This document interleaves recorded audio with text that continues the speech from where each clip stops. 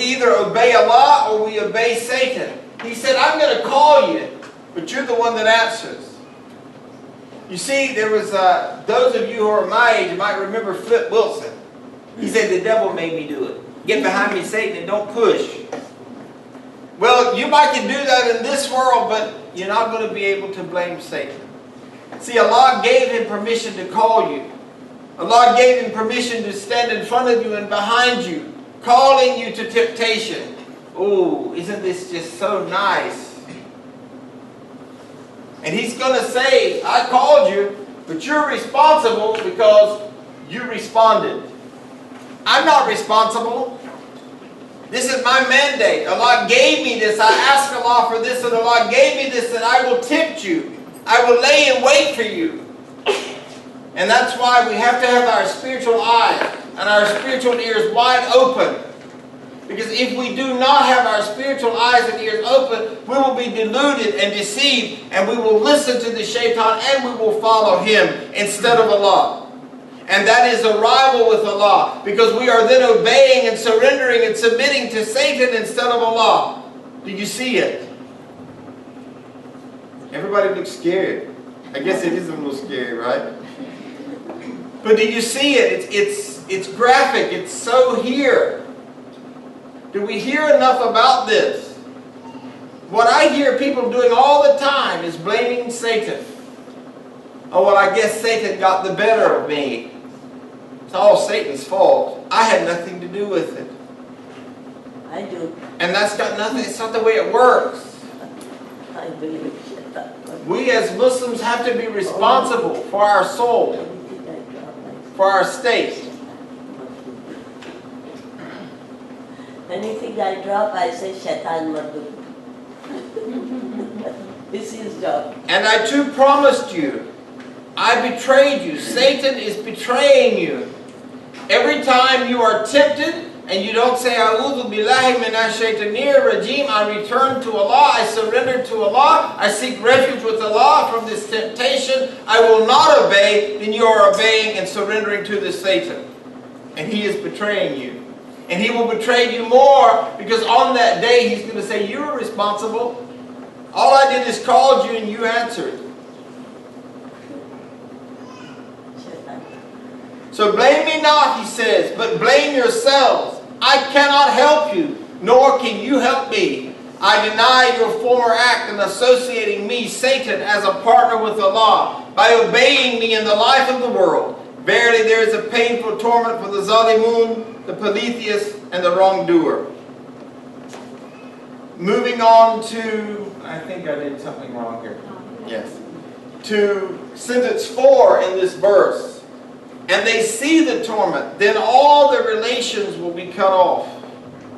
Now the scholars, some of them say all the relations refers to that relationship they had with that particular, they thought they had, with that particular person or so-called deity they had made. When they see Allah's torment, their power and means of salvation are all cut off. And they will have no way of making amends, nor will they find a way of escape from the fire. Atta reported that Ibn Abbas said about them all, their relations will be cut off from them, referred to their friendships. Allahu Alam, Allah knows best. Mujahid reported a similar statement in another narration by Ibn Abu Najib. Following in chapter 2 and verse 167. And those who followed will say, if only we had one more chance to return to the worldly life, we would disown, we would declare ourselves as innocent from them as they have disowned and declared themselves innocent from us. Oh, if only I could go back, I would disown my association with Satanism or Wiccanism or all the isms of the world, and I would surrender to the one God. This ayah means if we only had a chance to go back to the life so that we could disown them, their idols and leaders, shun their worship, ignore them, and worship Allah alone instead. But they utter a lie in this regard, because if they were given the chance to go back, they would only return to what they were prohibited from doing. There they are, deluded again. And this is why I say to you that it is so important that your hal, that your conditions, that your state is always in contact with Allah. And this was what I'm going to speak about at the next halaqah, inshallah. Is when we say kayf halak. Kayf halak. What is your condition? And that is a very deep statement, because it's not what's up or how you doing. It doesn't mean that. It literally means, how is your condition? What state are you in? So I ask you today, what state are you in regarding your Islam? What state are you in regarding your relationship with Allah subhanahu wa ta'ala? Who are you serving? Because now's the time to get it right. Because on that day, we won't be able to get it right. But they are talking, these people, mujahideen, killers. But that has nothing to do with this. That's a whole different class. But there was a name mujahid. That's just the narrator of the hadith. Oh. In Surah 2, verse 167, phrase 1, sentence 2. Thus Allah will show them their deeds as regrets for them. Meaning their works will vanish and disappear. Their works will be in vain. In Surah Al-Furqan, verse 23, and we shall turn to whatever deeds they, the disbelievers, polytheists, and sinners did, and we shall make such deeds as scattered floating particles of dust. Now, what do you think about when you think about dust, folks? Something I don't want to do. Something you don't want to do, but I want to talk about the dust specifically. How many people have gotten in a car where people smoke? And their ashes are all over the place. What do those ashes do? They just travel in the air? They just go all over the place. Because they're light and they're weightless and they have no value. And that's what your deeds are going to be like if your hal, if your condition, if your state is not in that of worshiping Allah. Let's look at another verse and we'll come back to this, inshallah. In Surah Ibrahim, verse 18, the parable of those who disbelieved in their Lord is that their works are like ashes, on which the wind blows furiously on a stormy day. Now, if I have some cigarette ashes on a windy day like today, you'll never see them again once the wind blows, right? And you'll never see those deeds that you thought were good that were done for the wrong reason. Isn't that a phenomenal example? No power have they over aught they have earned. That is the straying far from the goal. The goal is to return our hearts to Allah the way that He gave it to us, pure and without sin. That's why we are always asking Allah, oh Allah, give us well-being. Keep us in a healthy state, a healthy hal.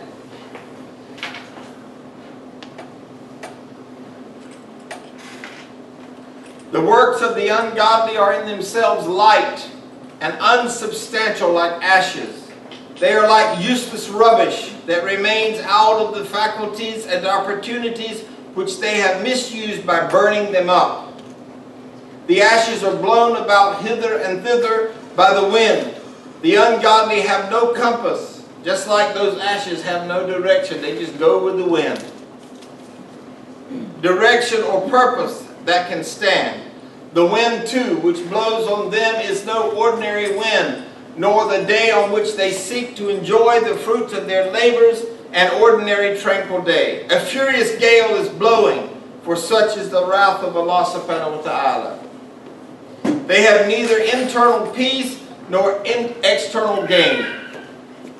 In the scattering of the ashes, they lose control even of such things as they might have earned but for their misdeeds. Their whole nature is contaminated. All they wish for, all their wishes go astray. They are carried so far, far away from what was actually on their mind, what was in their heart, what they were born with. What do they aim at?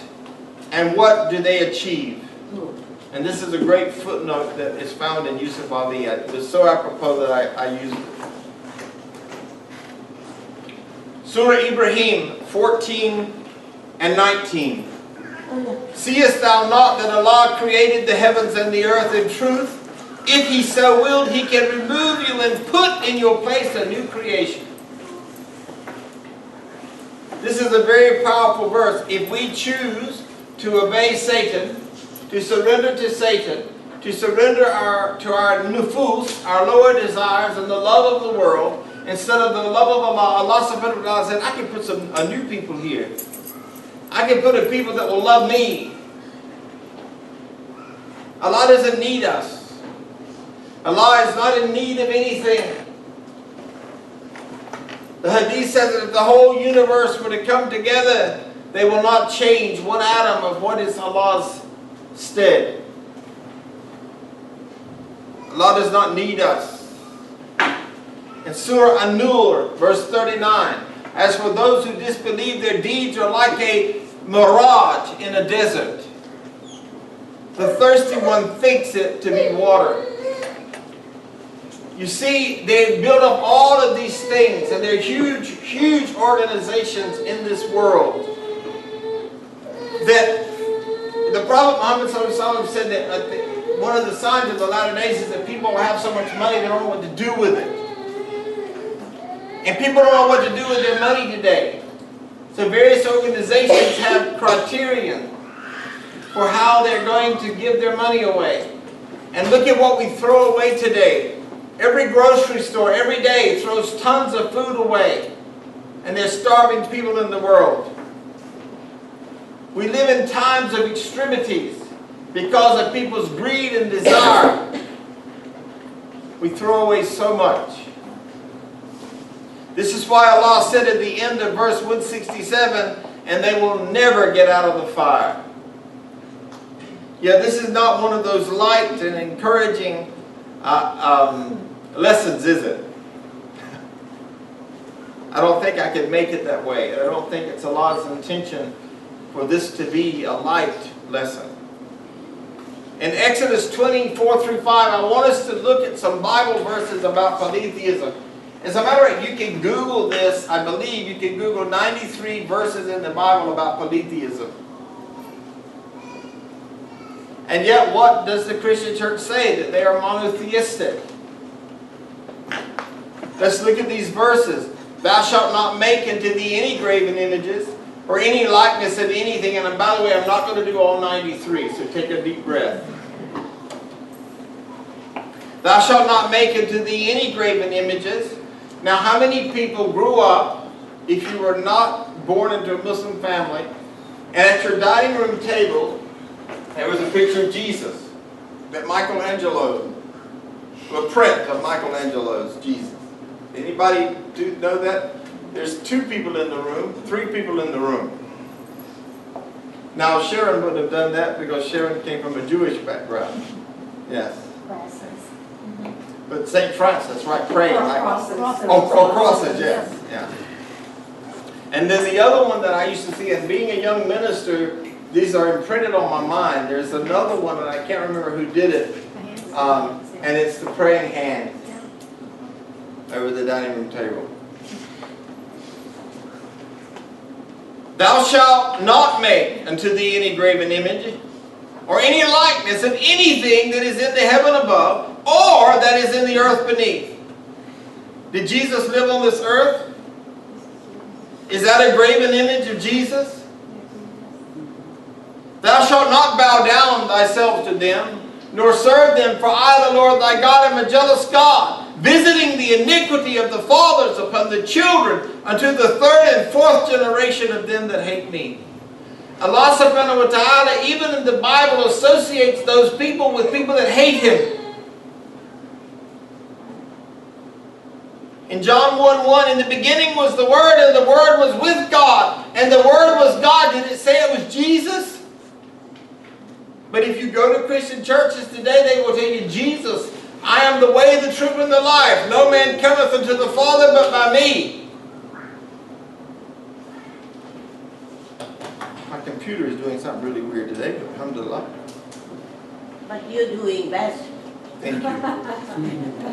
In Deuteronomy 6:4, Hear, O Israel, the Lord our God is... You guys fall asleep on me?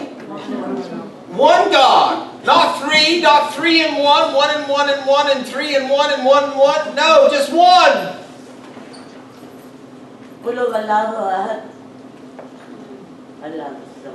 Isaiah 44:6. Thus saith the Lord, the King of Israel, and his Redeemer, the Lord of hosts, I am the first, and I am the last, and beside me there is no God. Psalms 82:1-8. How long will you judge unjustly and accept the persons of the wicked? Listen to who the persons of the wicked are. Selah. Defend the poor and fatherless. Do justice to the afflicted and needy. Deliver the poor and needy. Rid them out of the hand of the wicked. They know not, neither will they understand. They walk on in darkness. All the foundations of the earth are out of course. I have said, ye are gods, and all of you are children of the Most High. But ye shall die like men, and fall like one of the princes. Arise, O God, judge the earth, for thou shalt inherit all nations. Read these verses, folks, all 93 of them. This is one time I encourage you to go to Google. I don't like shake Google usually. But this is actually a Christian site. 93 verses on polytheism. 1 Corinthians 10:20. But I say that the things which the Gentiles sacrifice, they sacrifice to devils and not to God. And I would not that ye should have fellowship with devils. So when you sacrifice to devils, you have fellowship with the devil, not fellowship with God. Ephesians 4:4-6. There is one body and one Spirit, even as ye are called in one hope of your calling, one Lord, one faith, one baptism, one God and Father of all, who is above all and through all and in you all. If He is above all, then how can He be equal to Jesus?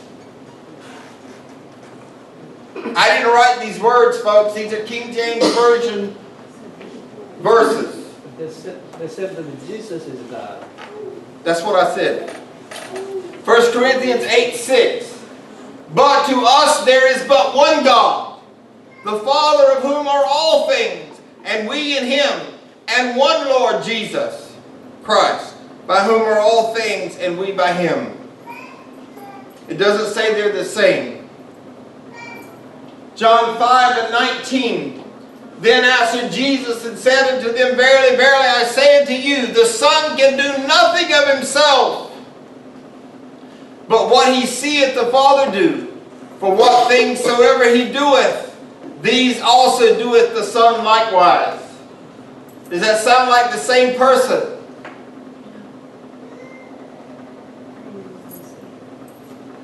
I would encourage you in terms of your dowel work to read, and I don't get any commission for this, Dr. Bart D. Ehrman's How Jesus Became God. I think it was published about a year ago. I wanted to actually take some stuff from it for this class, but unfortunately it's in storage. As many of you know, Allah has tested me to give up my books for 6 months. Read this book. It's so amazing because the triune ideology of God existed hundreds of years before Christ ever came. And it was a ploy to get these people to embrace the religion. Read this book, folks. This is such a great read. in Surah Al-Baqarah, verses 168 to 169. O mankind, eat. And now this is a new subject. And this is, we're moving into a new area here. And so let me do the heading of this before we even read the verse. It is about partaking of the lawful things. And I'm going to put it in my Good News for Modern Men version. It's about not choking at gnats and swallowing camels. You know what that means? Hey, I figured I'd have to explain that. There are Muslims that choke at gnats. You know, a little tiny gnat, a little fly. But they swallow camels. So in other words, what they do is they take these little insignificant things and they blow them up like a mountain. But then they try to take on the camel.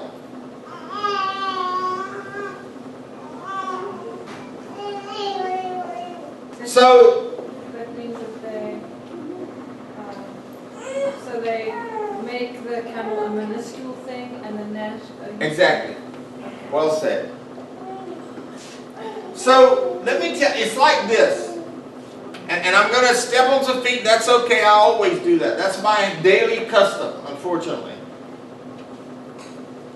Does it say anywhere in the Quran that it's haram to celebrate birthdays? And I just want a yes. I don't want anybody else to become the teacher. No. Yes or no? No. No. Thank you very much. Okay. It doesn't say that. So can I say that it's haram to celebrate birthdays? No. No. People do. People do. Can I say, based on what I said, that it's haram to celebrate birthdays? No. I cannot. Unless Allah said it, I cannot say it. But you have people out there that have made up their own laws. As a matter of fact, much of the Sharia of today is not the Sharia of the Quran, but is the Sharia of Saudi Arabia and various people. Is there anywhere in the Quran that it says a woman can't drive a car? No. Well, just ask some people from Saudi Arabia if Allah didn't say that. They are crazy. Can I ask something? That's right. Yes. Is there a sunnah anywhere that says that you can't celebrate birthdays? There's no sunnah that says you can't celebrate birthdays either. Mine's on June 15th.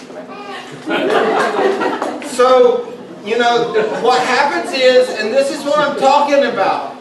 What is this called? Whenever you make a thing, Islam, that Allah has not made Islam, then you are committing what? You're committing shirk. You're becoming God. We have a lot of people running around saying, haram, haram, halal, halal, haram, haram. I say, well, show me. And then they go, They start stuttering. Because they don't know what they're talking about. And they're making religions up. And they're confusing people. Tell people, and my beloved new Muslims particularly, if people come and tell you this is haram, halal, say, show me or shut up. But Yeah, say it. Show me or shut up. I like that. Because Allah subhanahu wa ta'ala says that we are accountable for what we teach. Yeah. We don't just run around like parrots repeating what we heard. We have to have the proofs and the dalil. It has to come from the Quran. It has to come from the Sunnah. We cannot run around like parrots and say, well, I heard somebody say so-and-so, and therefore that's the truth. If you didn't see it, if Allah didn't say it, you can't say it. Yes. We have to be careful, folks. We are making something hard that's not hard. So Allah said to partake of the lawful things. If Allah has made it lawful, partake of it.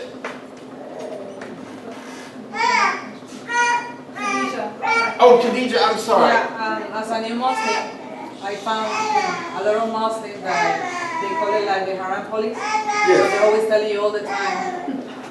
Somebody told me that nail polish and makeup is haram. Oh, Lord. have mercy. I'm still wearing it, so I don't know if that's true or not. Allah knows. It won't buy Does you it say, let me anything. ask you this, sister. In 6,636 verses of the Quran, does it say it's haram?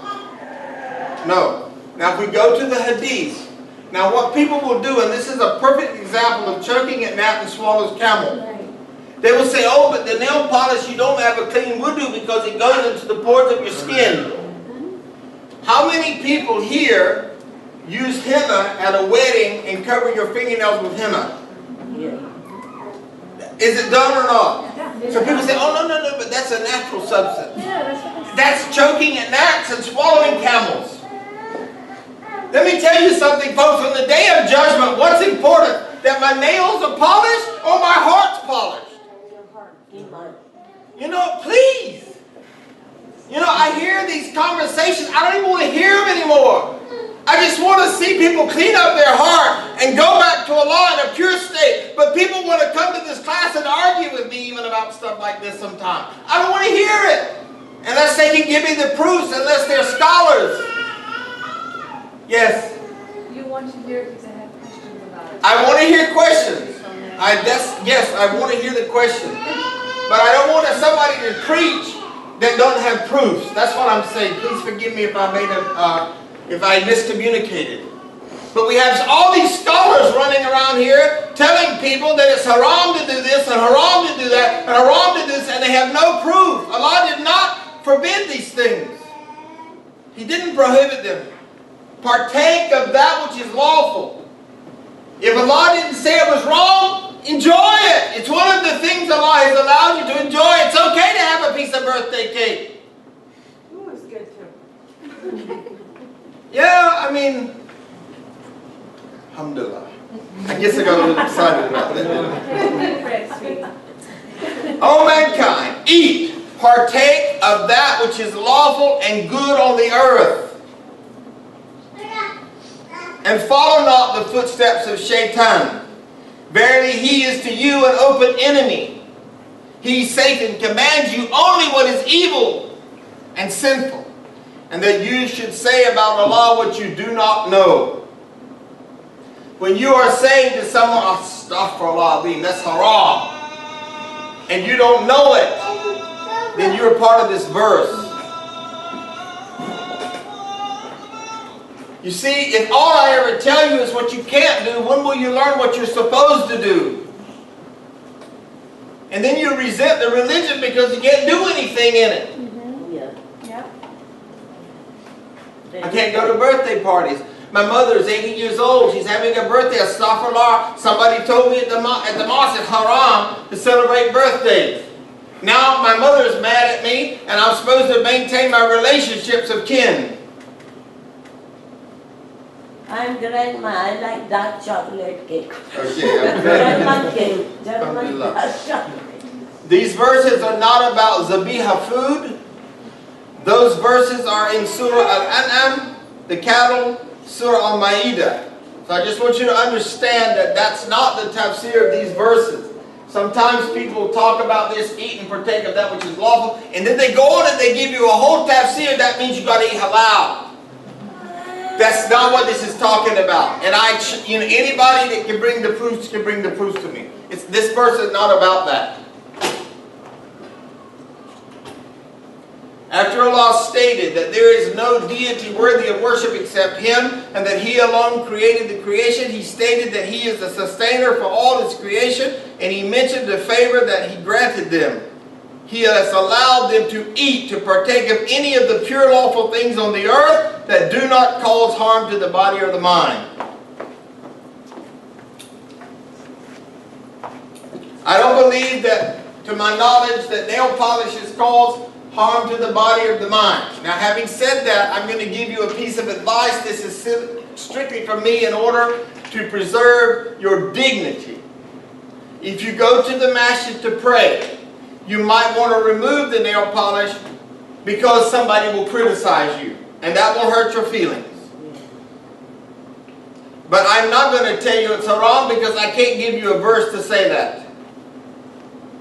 But I'm going to tell you that just because of where we are today, and people's desire to criticize, and people's desire to castigate, that you might not want to wear the nail polish or the masjid unless you're on your mitzvah. Well, doesn't everybody just want to put out a light? Hello, it's that time of the month. Because that's what other people have said to do. I mean, I'm just keeping it for rizzle for snizzle, folks. That's how simple it is. And that's what I mean by choking at gnats and swallowing camels. So we tell people, women, oh, well, you can do that when it's that time. So hello, everybody. Salaam alaikum. What kind of modesty is that? We need to be looking at people's hearts and loving each other. I mean, I never wore nail polish, but I got criticized for everything else. We need to give that up. You can say go to hell. No, I wouldn't suggest that. He also forbid them from following the footsteps of Shaitan. But there's an amazing comparison here, folks. The comparison of doing what Allah has allowed you to do, and the opposite, the polarity of that is what? Following the footsteps of Satan.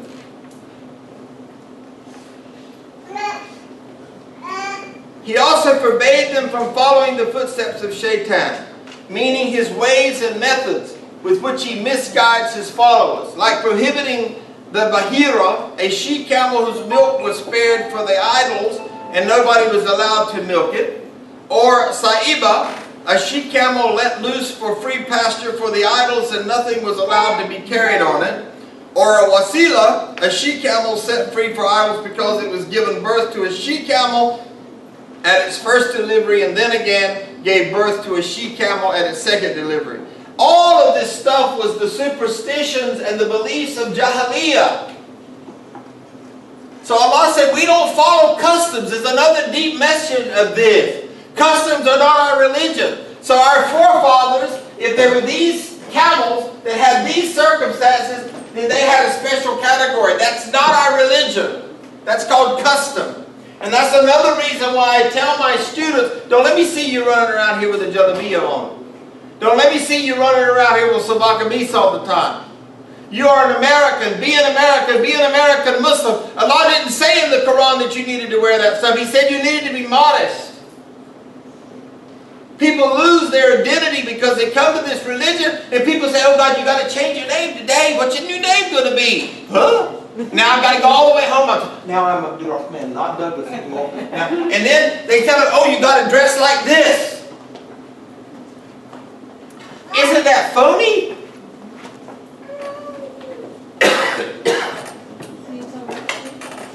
Please. Water. You see, I think actually that Satan makes some of these things attractive to us. The religiosity. Oh, let me see how religious I can look. Let me actually get one of those things that I hang over my head when I pray. I'll look real pious. And then I'll get the biggest beads I can find. Subhanallah, subhanallah. Not my fingers. I'll get the biggest one. They got to flow all over the floor so everybody can see it. Is that spirituality, folks? But you get all of these accoutrements when you become Muslim. Instead of, I love you, brother. I love you, sister. How can I help you purify your heart? I want to treat you in such a way that you have dignity, that your heart is preserved, that your condition is healthy. No, I was treated in a way that my condition became so unhealthy that I lost my identity. Even my children recognize it. They say, Dad, you know, you're such a hypocrite. When you get around the Indo-Pacs, you start speaking like them. Kind of let me explain to you. Then when you get around the Arabs, you start speaking like an Arab. And then you dress like them. My children said this to me because they watched me losing my identity. Instead of embracing Islam, I embraced cultures. And my poor parents had to deal with it. May Allah bless them. Muslim recorded. And my wife even had to deal with it. Imagine marrying, I mean, you know, let's put it in perspective. Imagine marrying a guy that was a bodybuilder. And now the next thing you know, he's walking around in a white dress. Now who's the bride? And who's the groom? Yeah, I'm making some jokes. I'm making it light. But for rizzle, for snizzle.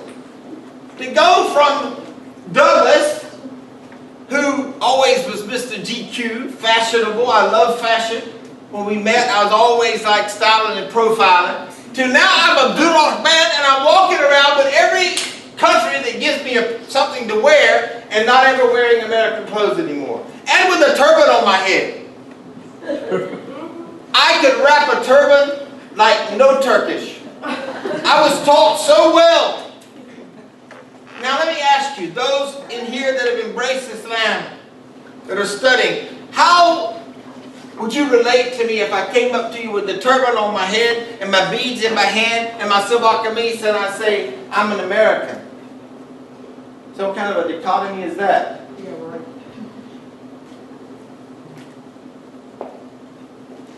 And yet, people are falling for it every day. Almost every time I see a person become a Muslim, I want to ask them, listen, did you become a Muslim or Pakistani?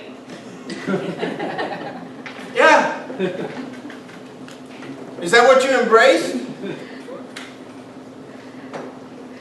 And how isn't that offending to people? They say, well, you know, I really like Abdul Rahman. I like it, but I don't want to wear those clothes. I'd like to be a Muslim, but I can't go down with that. On 9/11, I landed in D.C. with a turban on my head and a white jalabiyah. I looked more Arab than the people on television, and my beard was down to here. You can get on YouTube and find those old pictures. I wish I could get rid of them. Yes, my beard looked like a raccoon around my neck. The ugliest beard I've ever seen in my life. But I was told if I didn't have it, I'll go to hell. Oh. Yes? There were people that said, we won't pray behind you because you trimmed your beard. Yeah, those are gods. We have a new religion. We can't pray behind him because he trimmed his beard.